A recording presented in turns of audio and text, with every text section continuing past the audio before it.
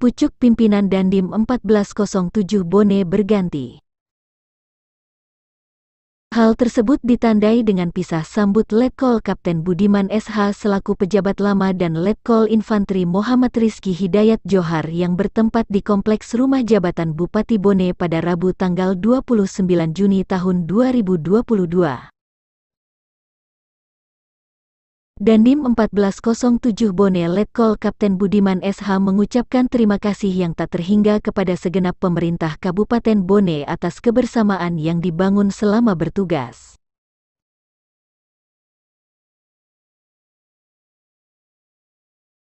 Yang pertama saya ucapkan terima kasih yang tak terhingga kepada orang tua saya, kakak saya, Pak Bupati atas acara penyambutan yang sangat luar biasa malam hari ini.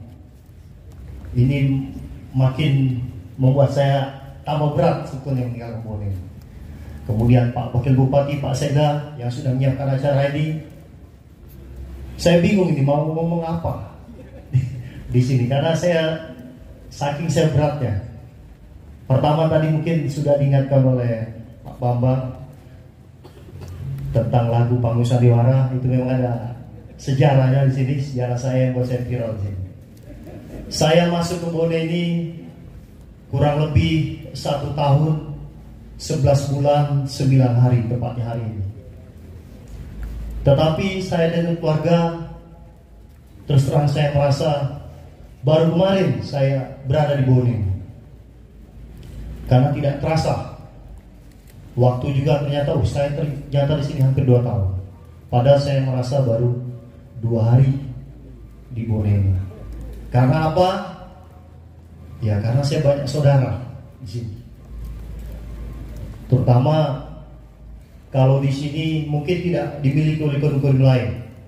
Kodim lain mungkin hanya punya Bapak Bupati. Saya di sini ada bapak saya itu Pak Danren, ada ibu saya Bapak Bupati. Jadi kalau orang anak punya masalah itu, kalau punya masalah ngadunya ke bapak. Letkol Infantri Muhammad Rizky Hidayat Johar selaku pejabat baru Dandim 1407 Bone menitipkan diri selama bertugas di Kabupaten Bone. Kata dia, mendapat tugas sebagai Dandim bukanlah tugas yang mudah. Nama Muhammad Rizky Hidayat, pangkat Letnan Kolonel Infantri, NRP-nya agak panjang tapi kami sebut juga sekalian 1102003496 0180. Kami dilahirkan di Cirebon, Jawa Barat karena kebetulan orang tua kami berasal dari sana. Bapak saya tentara, hanya numpang lahir di daerah Cirebon 1 bulan, kemudian langsung dibawa pindah. Umur 6 tahun, kalau tidak salah 6 tahun atau 7 tahun kami langsung dibawa ke Sulawesi. Dari mulai SD, SMP, SMA. Saya tamat di SMP Negeri 1 Wajo, Sengkang. Kemudian tamat SMA di SMA 2 Makassar.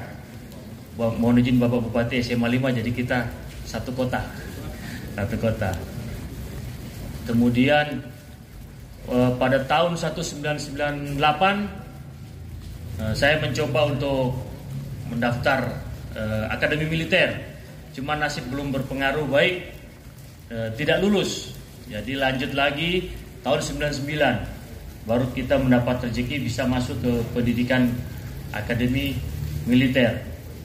Kemudian lulus dari Magelang tahun 2002 mendapat kehormatan penugasan di Papua di Kodam 17 Cendrawasih dari mulai tahun 2003 sampai dengan 2012.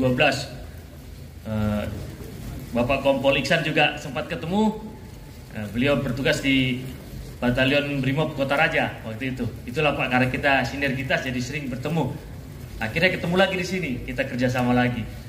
Kemudian setelah menamatkan atau selesai dari penugasan di sana, kami dipindahkan ke Kodam Jaya, Jakarta, kurang lebih 3 tahun. Kemudian lanjut ke Kalimantan, akhirnya kembali lagi ke Sulawesi ini. Saya menikah dengan istri saya yang berada di sebelah kiri, nama Wici Marianti Ningsih, orang Jogja, berasal dari Jogja. tahun 2006. Saya masih ingat betul dan saya tidak akan lupa tanggal tersebut karena bertepatan dengan peristiwa gempa bumi di Yogyakarta tahun 2006. Jadi kalau saya boleh cerita sedikit, waktu itu penghulunya sudah tidak bisa datang lagi karena katanya rumahnya ambruk. Saya ditelepon sama senior saya, kamu jadi nikah nggak? Oh siap jadi bang. Masa saya sudah izin dari Jayapura jauh-jauh pulang kosong. Akhirnya kita jemput penghulunya, bapak izin. Yang penting nikahkan dulu, dibilang sah. Baru kita menyatakan sah. Akhirnya 2006 saya resmi menikah.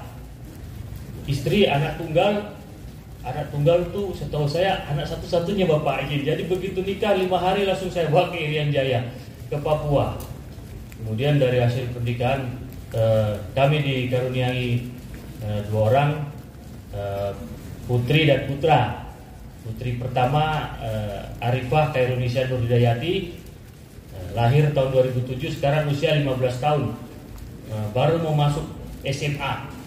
Kemudian yang kedua Muhammad Akbar Ridho Hidayat, usia 13 tahun, sekarang kelas 2 SMP.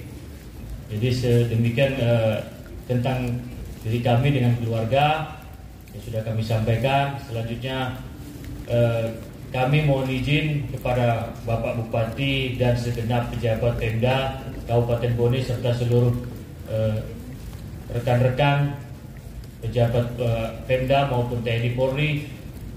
Kami sebagai orang baru, kami juga sebagai anak, sebagai adik, mohon izin untuk menitipkan diri untuk berdinas di kabupaten ini.